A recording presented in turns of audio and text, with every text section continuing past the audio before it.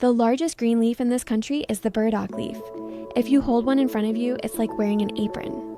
If you hold it over your head in the rain, it's almost as good as an umbrella because it is so huge.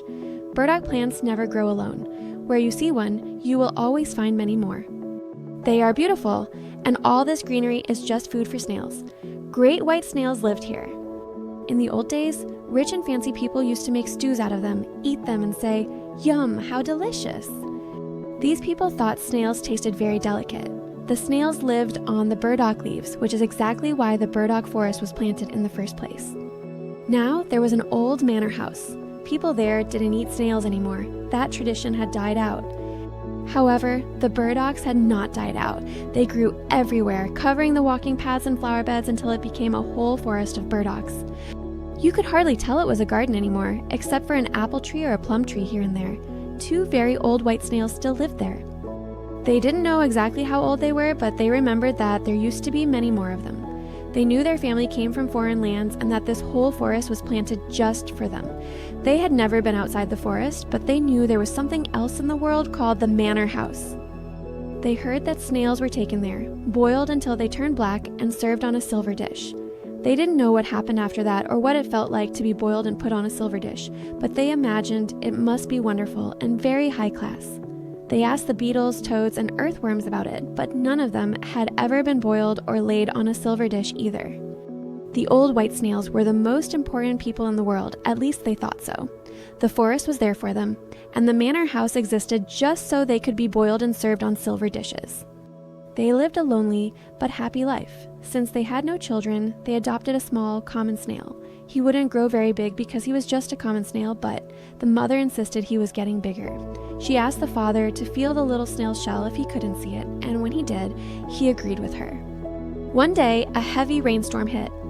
"Listen to the rain beating like a drum on the burdock leaves," said Father Snail. "It's pouring down the stalks, too," said Mother Snail. "It's going to get wet down here. I'm so happy we have our own house, and the little one has his. Nature does more for us than for anyone else. Can't you see we are the aristocrats of the world? We are born with houses on our backs, and this forest was planted just for our sake. I wonder how far the forest goes and what is outside of it." "There is nothing outside," said Father Snail. "No place is better than here. I have everything I need." "Well," said the mother, "I would still love to go to the manor house, be boiled and laid on a silver dish. All our ancestors did it. It must be something extraordinary." "The manor house has probably fallen apart," said Father Snail, "or maybe the burdocks grew over it so the humans can't get out. Anyway, there's no rush, but you are always in such a hurry, and now the little one is acting the same way. Hasn't he been climbing that stalk for 3 days now? It gives me a headache just watching him." "Don't scold him," said Mother Snail. "He crawls so carefully. He is our only joy. But have you thought about this? Where will we find a wife for him? Do you think there are any of our kind deep in the burdock forest?" "There are plenty of black snails," said the father, "but they are black snails without houses. They are common and stuck up. Maybe we can hire the ants to look for us. They run back and forth like they're busy, so maybe they know someone." "I know the most charming one," said an ant, "but it might be hard because she is a queen." "That doesn't matter," said the old snails. "Does she have a house?" "She has a palace," said the ant. "The finest ant palace with 700 hallways." "No thanks," said Mother Snail. "Our son is not going into an anthill. If you don't know anyone better, we will ask the white gnats. They fly everywhere in the rain and sun." "We know a wife for him," said the gnats. "Just 100 human steps from here, a little snail lives on a gooseberry bush. She is quite lonely and old enough to get married." "Well, let her come to him," said the old snails. "He owns a whole forest. She only has a bush." So they went and fetched the little Miss Snail.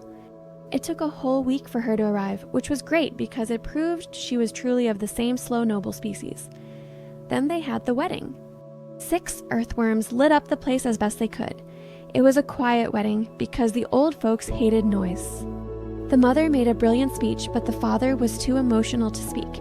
They gave the young couple the whole burdock forest as an inheritance. They told them that if they lived honestly and had many children, maybe one day they would go to the manor house, be boiled black, and served on silver dishes. After the speech, the old snails crept into their shells and never came out again. They slept. The young couple ruled the forest and had many children, but they were never boiled and never served on silver dishes. So, they decided that the manor house must have collapsed and that all the humans in the world were extinct. Since no one contradicted them, it must be true.